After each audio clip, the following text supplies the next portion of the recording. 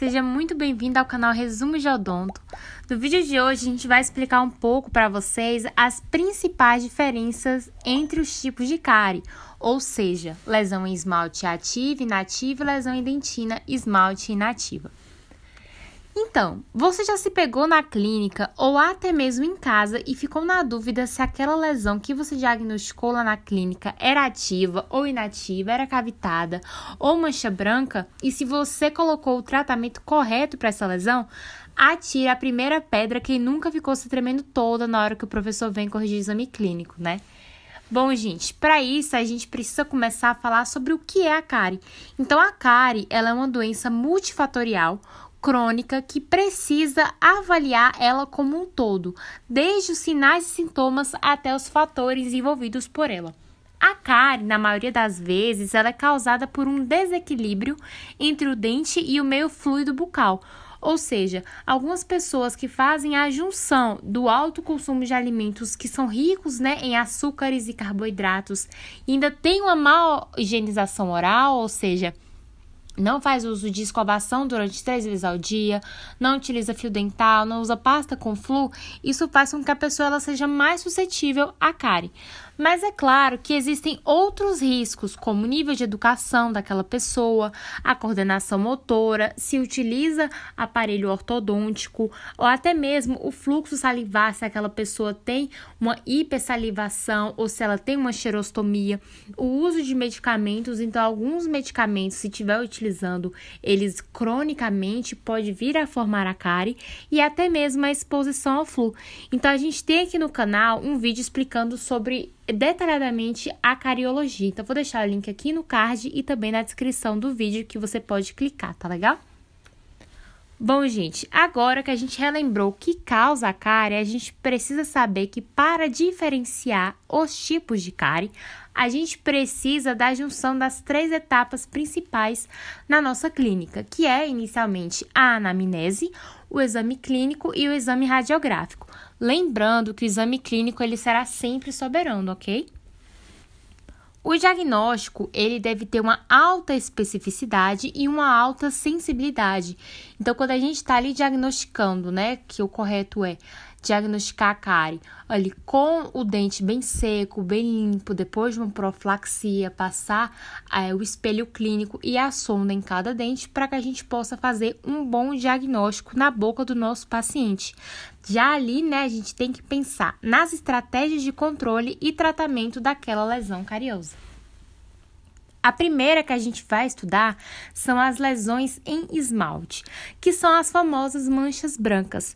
É bastante difícil diagnosticar as lesões em esmalte, pois elas são mais confundidas com outras lesões, como a fluorose dentária, como o HMI, que é a hipomineralização molar incisivo, e até mesmo restaurações em resina que não acertaram as cores. Então, pode ser que exista hoje alguém que tem uma mancha branca e você pensa que é uma mancha branca, mas na verdade é só uma restauração antiga ou que o paciente não tomou os devidos cuidados após a restauração e ela acabou ficando um pouco mais clara, que é a coloração do dente. Então, a gente tem hoje a lesão em esmalte ativa, que é uma lesão com uma cor esbranquiçada, ou seja, uma cor branca, com uma superfície rugosa e opaca. Então, nesse caso, a gente tem que ter muito cuidado e explicar ao paciente que ele precisa ter uma melhor higienização oral para que aquela lesão não se forme em uma lesão que afete a dentina, ou seja, uma lesão que vai ser mais invasora.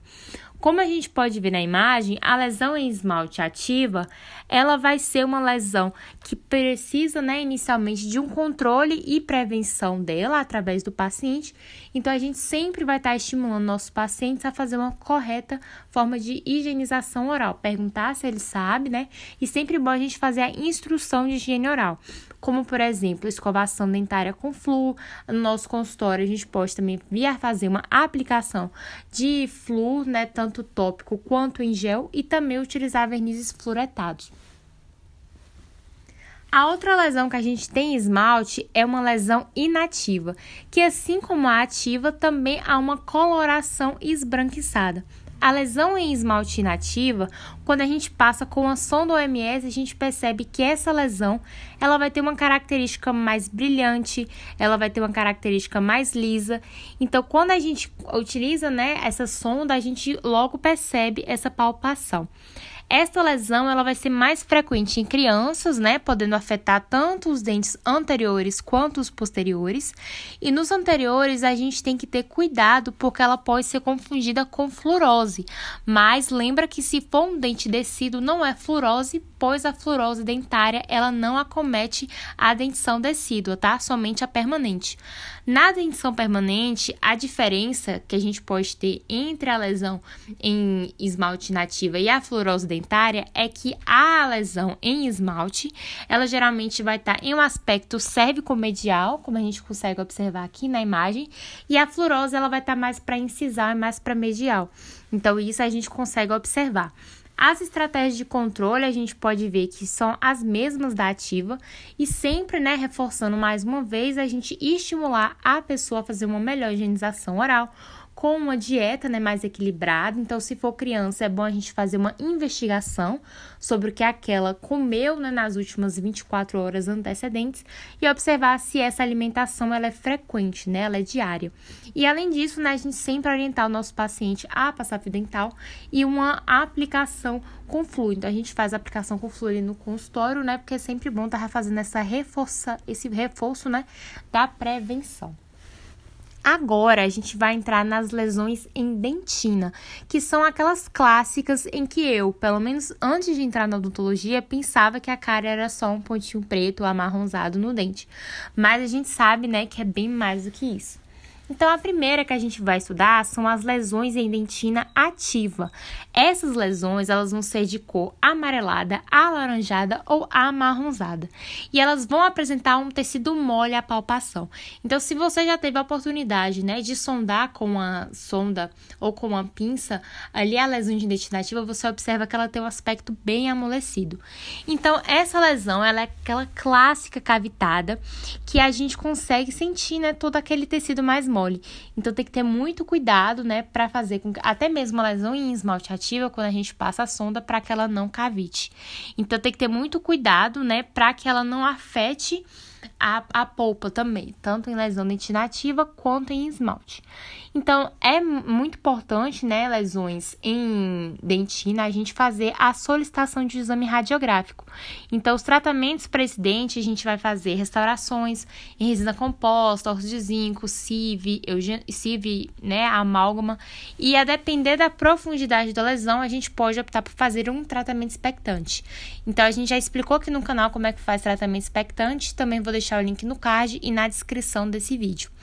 Bom, a última que a gente vai estudar são as lesões em dentina inativa, que vai apresentar um tom amarronzado, mais escuro e enegrecido, ou seja, mais um tom preto. Ela também é bem clássica da cárie e ela é a mais comum em relação às lesões em dentina. Também ela é, assim como a ativa, importante a fazer uma realização de exame radiográfico, tanto periapical quanto panorâmica, a depender de cada caso. Ao contrário da ativa, ela vai ter um aspecto duro quando a gente faz passar a sonda, né? Então, tem um aspecto mais endurecido. Então, para melhor estética, a gente faz a restauração. Lembrando, gente, que lesões inativas não precisam restaurar, mas a gente restaura para fazer, né, uma melhor estética para aquele paciente. A gente pode utilizar os mesmos materiais da lesão em dentina ativa, né, amálgama, resina, sieve, enfim.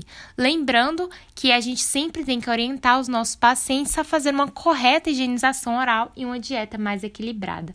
Bom, gente, então essa foi a nossa aula. Eu espero muito que vocês tenham entendido. Então, assim, na clínica, né, na prática, a gente tem sim dúvidas, principalmente em relação à mancha branca, se é ativa, inativa, e isso é normal. Acredite que se você tem essa dúvida, todos nós temos. Então, não se esquece de se inscrever no canal, deixe o seu joinha aí embaixo, comenta alguma dúvida, tanto aqui nos comentários ou através das nossas redes sociais que está aparecendo aí na tela. E é isso aí. Muito obrigada por ter estado até aqui e valeu!